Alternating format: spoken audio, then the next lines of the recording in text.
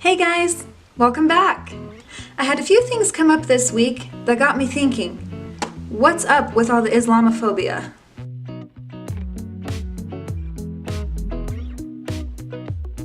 I was in a political conversation recently when things came around to Muslims. The person asked me, well, why should we let them in if all they want to do is kill Americans?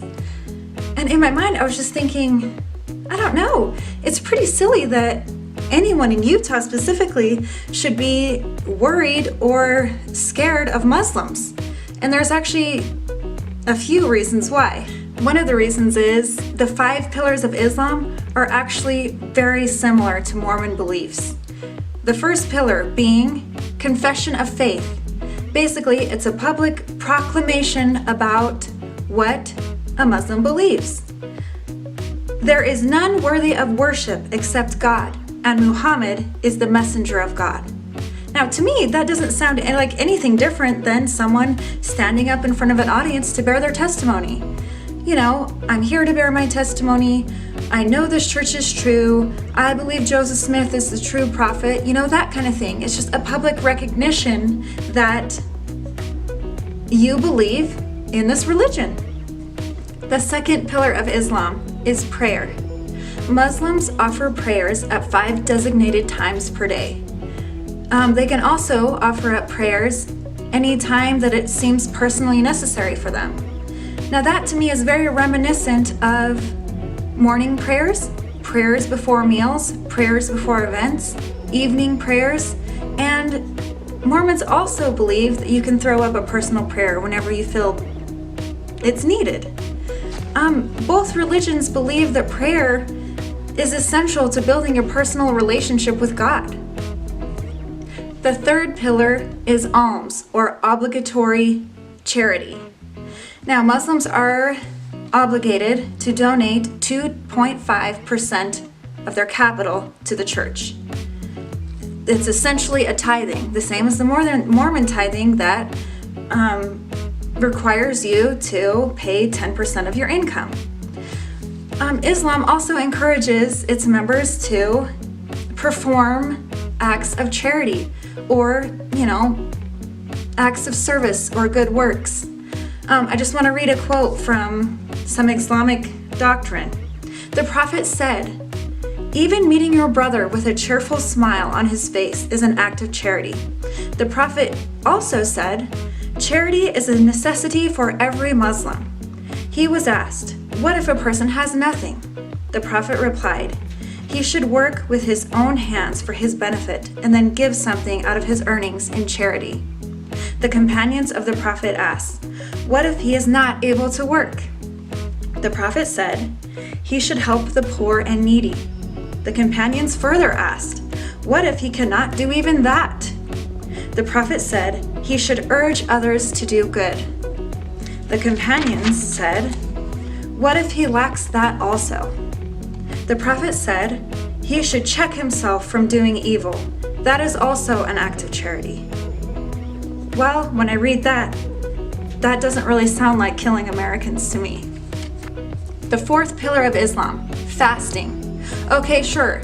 The fasting ritual looks different in both religions. Muslims practice Ramadan. It's 1 month of fasting during the day, and Mormons have a monthly fast Sunday. But the point and purpose of the fasting is the same.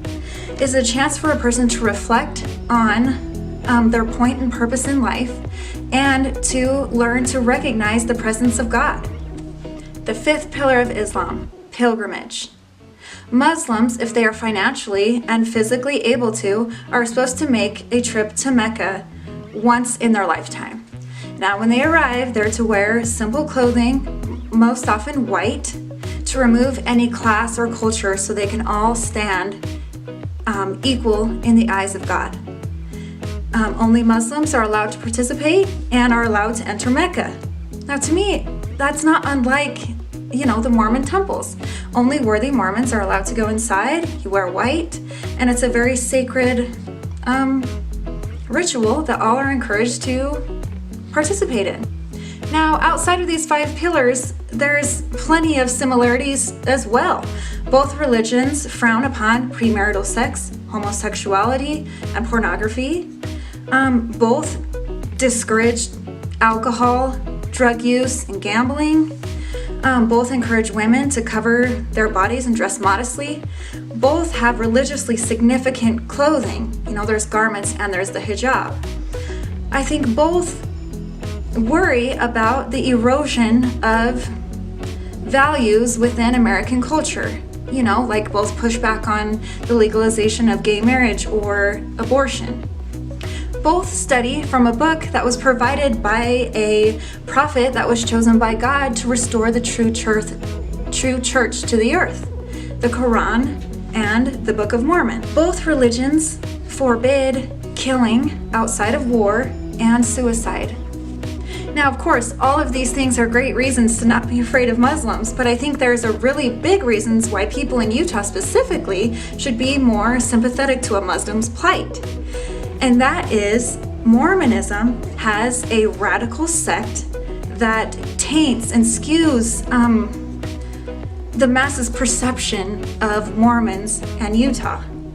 It's the FLDS, right? When I moved to California, I actually stopped telling people that I was from Utah because of the inevitable conversation that would follow.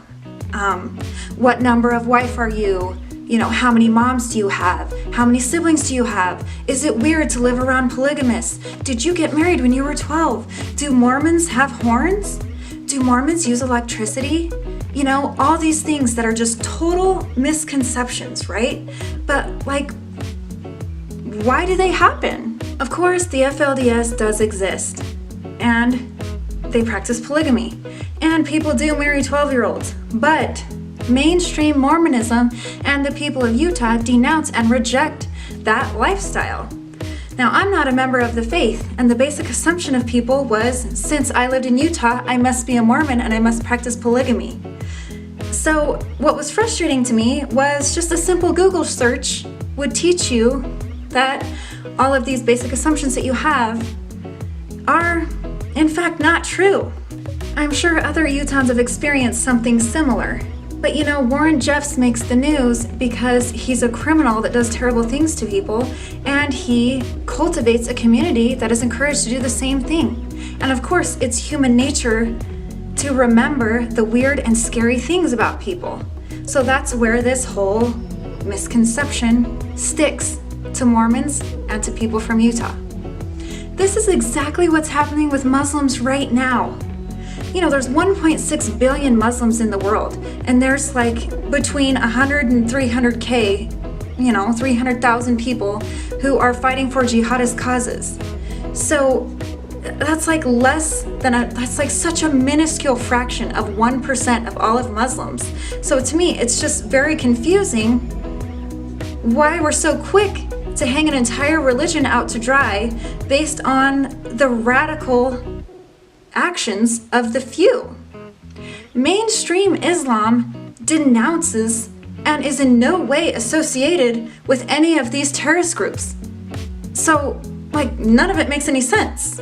I don't know, it seemed like if we applied the same logic to every situation, this weekend, I had some guys send me some nudie pics of themselves. So, am I supposed to be oh wow, all men are terrible? No, there's bad people everywhere, right?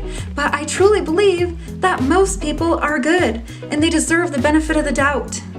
To me, it doesn't make sense to be fearful of someone for practicing a religion, especially a religion that's as big and widespread as Islam, when they're just being good people.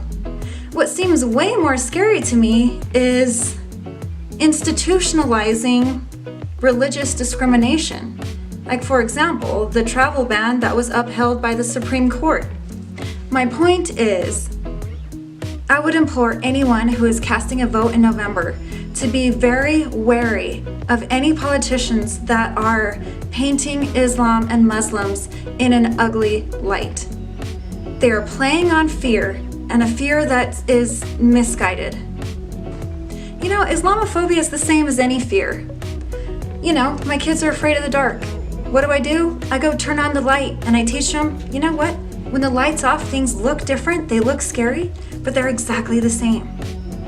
It seems like if you're afraid of Islam and Muslims, you should just take a second to do a little research, look a little closer, and you'll find that we actually have much more in common with each other than we don't.